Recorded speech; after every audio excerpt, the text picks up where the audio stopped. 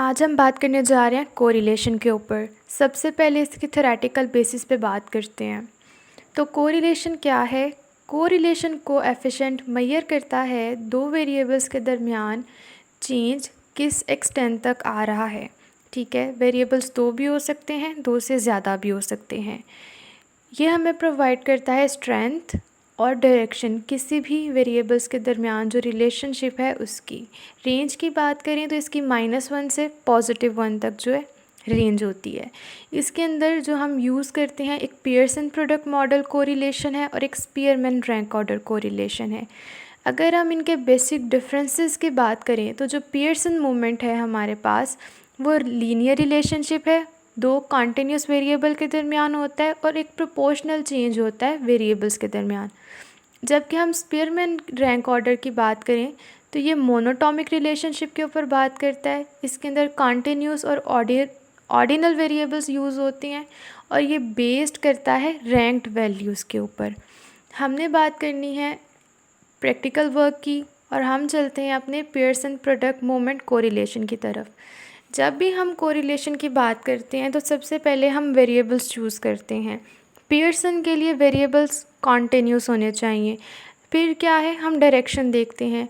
किसी भी कोरिलेशन के अंदर या तो पॉजिटिव डायरेक्शन होती है या तो नेगेटिव डायरेक्शन होती है और ये डायरेक्शन हम साइन की मदद से देखते हैं कि अगर हमारी वैल्यू के साथ नेगेटिव साइन लगा है तो डायरेक्शन नेगेटिव है और अगर उसके साथ कोई साइन नहीं लगा तो मतलब डायरेक्शन हमारी पॉजिटिव है। मैग्नीट्यूड की बात करें तो हमने कहा कि अगर 0.01 से 0.49 तक की वैल्यू आएगी तो वो वीक स्ट्रेंथ है। इसी तरह से 0.50 से 0.69 तक वैल्यू आएगी तो वो मॉडरेट मैग्नीट्यूड है या स्ट्रेंथ है। और अगर 0.70 से 1 तक जाएगी तो हम उसको कहते हैं कि ये स्ट्रॉन्ग स्ट्रेंथ रखती है वैल्यू। फिर हम पी वैल्यू की बात करती हैं। हमने कहा कि पी वैल्यू जो है वो शुड बी लेस देन 0.05। अगर 0.05 से वैल्यू लेस आ रही है तो हमारे रिज़ल्ट सिग्निफिकेंट होते हैं और जब हमारे रिज़ल्ट सिग्निफिकेंट होते हैं तो हम डायरेक्शन भी फाइंड आउट करते हैं, हम मैग्नीट्यूड भी फाइंड आउट करते हैं। अब हम चलते हैं अपने प्रैक्टिकल वर्क की तरफ। कोरिलेशन फाइंड करने के लिए सबसे पहले आपने अपनी SPSS की फ़ाइल ओपन कर लेनी है, एनालाइज में जाना है, कोरिलेट में जाना है और यहाँ पे बाय वेरिएट की ऑप्शन होगी, आपने इधर जाना है। यहाँ पर आके आपने क्या करना है कि वेरिएबल सेलेक्ट करने हैं। मैंने जो वेरिएबल सेलेक्ट किए हैं वो टोटल परसीव्ड स्ट्रेस का किया है और टोटल ऑप्टिमिज्म का किया है। अभी जो हम जिसके ऊपर प्रैक्टिस कर रहे हैं सिर्फ दो वेरिएबल्स के ऊपर कर रहे हैं ताकि अंडरस्टैंडिंग जो है वो बेहतर तरीके से हो सके। आपने यहाँ पर वेरिएबल सेलेक्ट करने हैं, आप दो से ज़्यादा भी कर सकते हैं लेकिन आसानी के लिए हम दो पे काम कर रहे हैं। आपने सिंपल ओके को क्लिक करना है और यहाँ पर आप देखेंगे कि कोरिलेशन का एक टेबल जो है वो शो होगा आउटपुट फाइल के अंदर। अब हम देखते हैं कि हम इस कोरिलेशन के टेबल को किस तरह से पढ़ेंगे और किस तरह से हम इसका टेबल बनाएंगे वर्ड के ऊपर और किस तरह से वैल्यूज़ की हम स्टेटमेंट कंक्लूड करेंगे। अब हम आ गए हैं अपने इस कोरिलेशन के टेबल के ऊपर जो कि हमें अपनी आउटपुट फाइल से मिला है। यहाँ पर एक नीचे एक लाइन है कि correlation is significant at the 0.01 level two tailed. इसका क्या मतलब है? जब यहाँ पर दो स्टार्स लगे होते हैं तो इसका मतलब कि जो पी की वैल्यू है वो हमारी लेस है 0.01 के साथ। ठीक है, और अगर पी की यहाँ पर टेबल के नीचे कोरिलेशन वाली जो लाइन लिखी होती है यहाँ पर अगर 1 स्टार है तो इसका मतलब है कि पी की वैल्यू जो है वो लेस देन है 0.05 के साथ। 2 स्टार्स हैं मींस के पी की वैल्यू लेस देन है 0.01 के साथ। और अगर 3 स्टार है तो इसका मतलब कि पी की वैल्यू जो है वो लेस देन है 0.001 के साथ। ठीक है, नेक्स्ट अगर हम बात करें तो हमारे पास ये टेबल के अंदर वैल्यूज़ आती हैं। जो हमारी फ़र्स्ट वैल्यू है जो कि रेड डॉट के साथ रिप्रेजेंट हो रही है ये हमारी वैल्यू ऑफ कोरिलेशन होती है जिसको हम चेक करते हैं, जिसकी वजह से हम अपनी स्ट्रेंथ और डायरेक्शन फाइंड आउट करते हैं। बिल्कुल इसके नीचे जो वैल्यू लिखी होती है जो कि हमारी सिग्निफिकेंट टू टेल्ड है, जो हमारा SIG है ये रिप्रेजेंट करता है पी वैल्यू को कि हमारी पी वैल्यू क्या है। इसकी बेस पे हम कहते हैं कि वो हमारी वैल्यू 0.05 से छोटी है या 0.01 से छोटी है, वो हम यहाँ से देख के कहते हैं। उसके बाद है N। एन जो है वो रिप्रेजेंट करता है सैम्पल साइज़। यहाँ पर आप देख रहे होंगे कि 433 भी लिखा हुआ है, 432 भी लिखा हुआ है। SPSS के अंदर वो फॉर्म्स जो कि कुछ एम्प्टी हो जाते हैं वो उनको निकाल देता है और जो करेक्ट फॉर्म्स होते हैं उनकी काउंटिंग बताता है। तो जो हमारे पास लेसर अमाउंट में सैम्पल आता है हम उसको यूज़ करते हैं। अब आप देख रहे होंगे कि टोटल परसीव स्ट्रेस के टोटल ऑप्टिमिज़म के साथ वैल्यूज़ लिखी हुई हैं, और नीचे आप देख रहे होंगे कि टोटल ऑप्टिमिज़म की टोटल परसीव्ड के साथ लिखी हुई हैं और वैल्यूज़ जो हैं वो सेम हैं।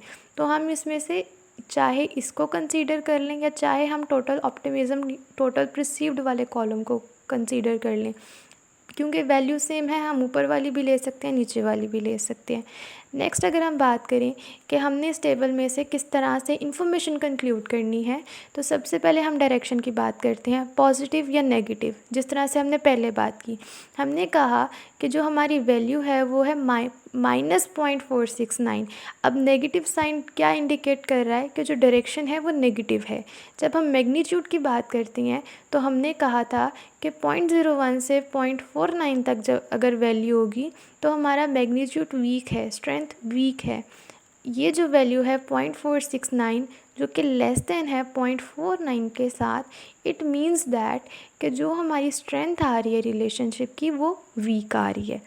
पी वैल्यू की बात करें, हमें जो पी वैल्यू ऑब्टेन हुई है टेबल के अंदर वो 0.000 है, जो कि ऑब्वियसली 0.05 से लेस देन है। So we can say that कि जो हमारे रिजल्ट्स आ रहे हैं वो सिग्निफिकेंट हैं।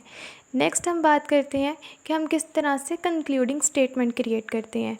सारा डाटा जो हमने उस टेबल के अंदर से अख़ज़ किया, जो हमने निकाला, जो हमने इंटरप्रेट किया, हम उसकी बेस पे एक लाइन बना लेते हैं कि देयर इज़ अ नेगेटिव। हमने डायरेक्शन की बात की, वीक रिलेशनशिप मैग्नीट्यूड की बात की बिटवीन ऑप्टिमिज़म एंड स्ट्रेस, कि ऑप्टिमिज़म और स्ट्रेस का जो टेबल आया है उसके दरमियान नेगेटिव रिलेशनशिप है और वीक रिलेशनशिप है। हमने डायरेक्शन भी बता दी, हमने मैग्नीट्यूड भी बता दी।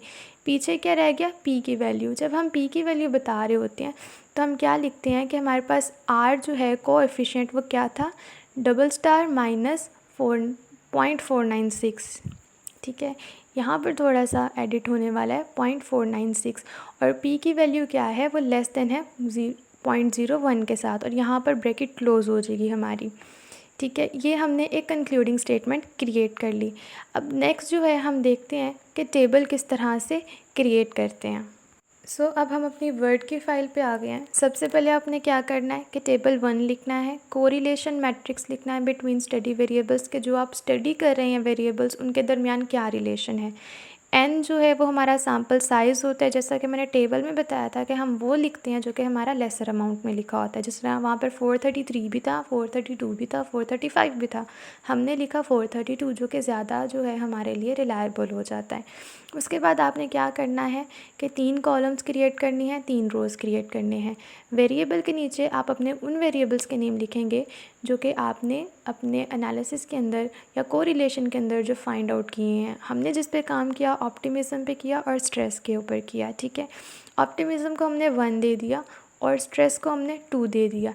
इसी तरह जब हम कॉलम्स पे जाते हैं तो यहाँ पर हम सिंपली उनके नंबर्स लिख देते हैं 1 और 2, हम उनके नेम्स दोबारा से मेंशन नहीं करते हैं।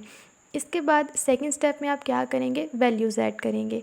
आपने उसी टेबल के अंदर से जो कि आउटपुट टेबल आपको रिसीव हुआ है वहाँ से वैल्यूज़ पकड़नी है और आपने क्या करना है कि वो वैल्यूज़ यहाँ वर्ड की फ़ाइल के अंदर डाल देनी है।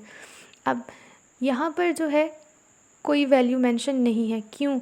क्योंकि ऑप्टिमिज़म के साथ हम रिलेशनशिप फाइंड आउट नहीं कर रहे, हम ऑप्टिमिज़म का स्ट्रेस के साथ कर रहे हैं। तो इसलिए हम वैल्यू कहाँ लिखेंगे, स्ट्रेस वाले कॉलम के अंदर। जो हमारी वहाँ पर वैल्यू आई है सेम एज इट हम इसको यहाँ पर उसको टाइप कर देंगे कि -0.469 डबल स्टार हमारी वैल्यू आई थी। अब आपने देखा होगा कि वहाँ पर जो आउटपुट टेबल था वहाँ पर एक लाइन थी कोरिलेशन वाली।